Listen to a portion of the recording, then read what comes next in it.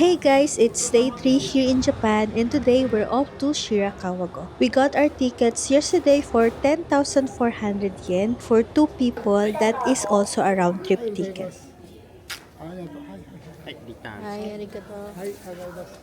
The bus ride from Takayama takes about an hour, and I have to say, even while still on the road, the scenery is already breathtaking.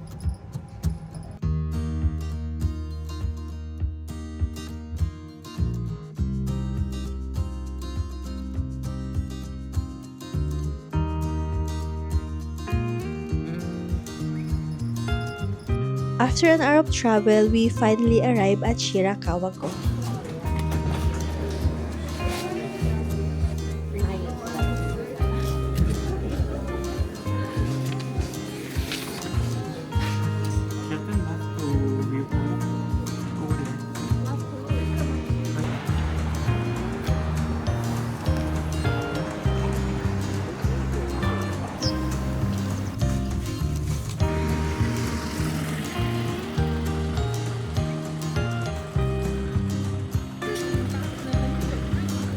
We hopped into a shuttle bus headed for the observatory, paying just 200 yen for the ride. はい、ありがとう。はい、どうも。はい、どうも。はい、どうも。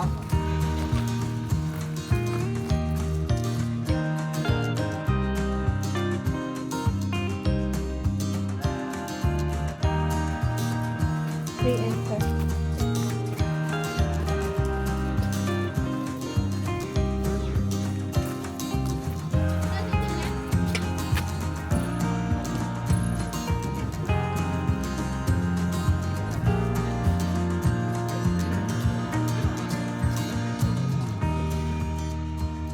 Coffee? コーヒー。はい、それでいいですか？はい。はい。ココアでいいですか？カフェラテとココアで。はい。 It was the perfect spot to enjoy our first sip of coffee, soaking in the serene beauty before it gets crowded.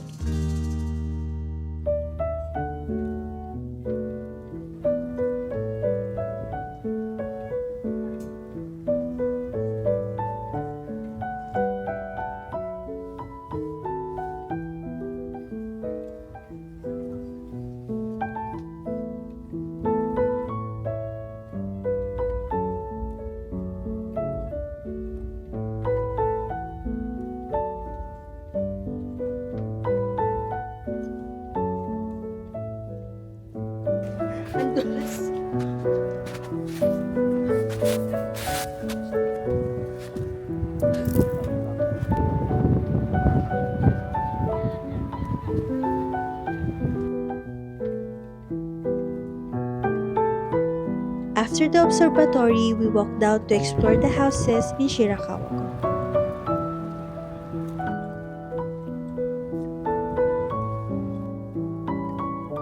Did you know all these houses were built during the 1800s without using any nails, and it's built to withstand heavy snowfalls?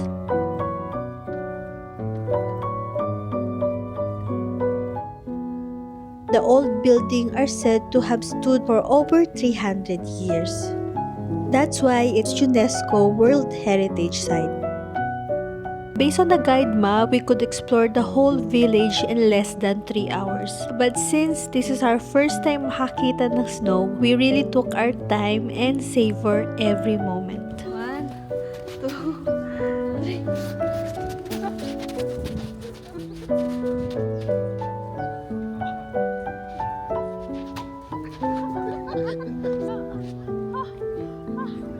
Ang sakit-sakit.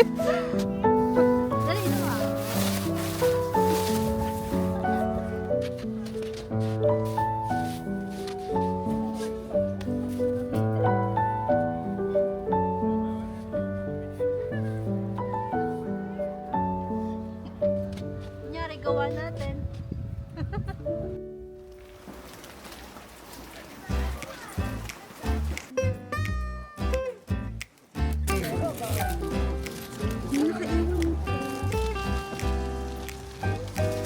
We also tried their famous Hida beef cutlet for 320 yen and their Hida beef skewer.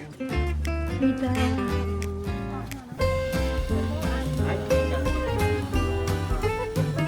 Hidabi.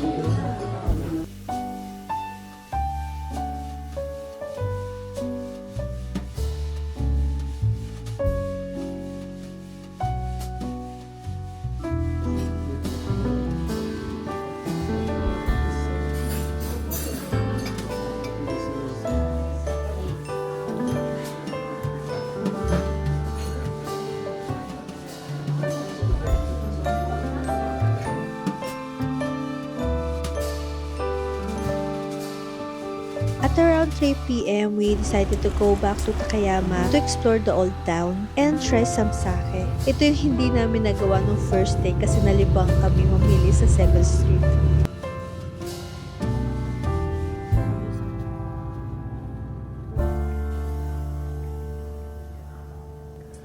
Try ako maghugas ng kamay.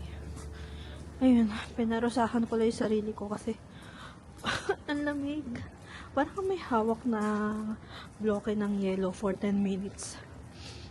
Kasi naninigas na yung kamay ko pero tiis. Tiis. And now we are going to Takayama Old Town. Takayama Old Town preserved its Edo period charm with wooden buildings and narrow streets. Once a merchant hub, now offers sake breweries, artisan shops, and local delicacies, blending history with modern vibe.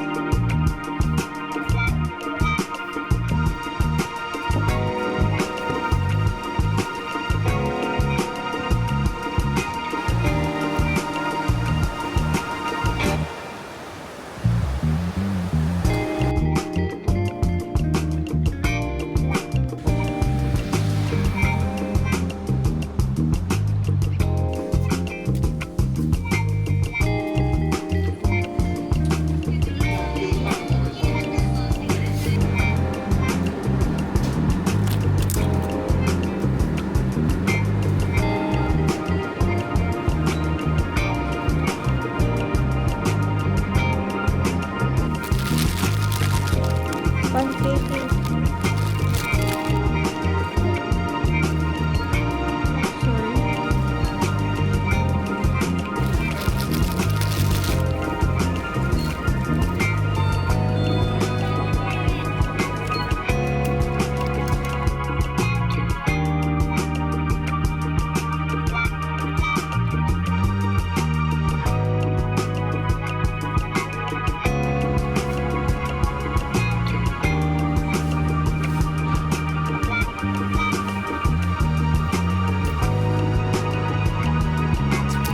Ako na si Master Jeremiah.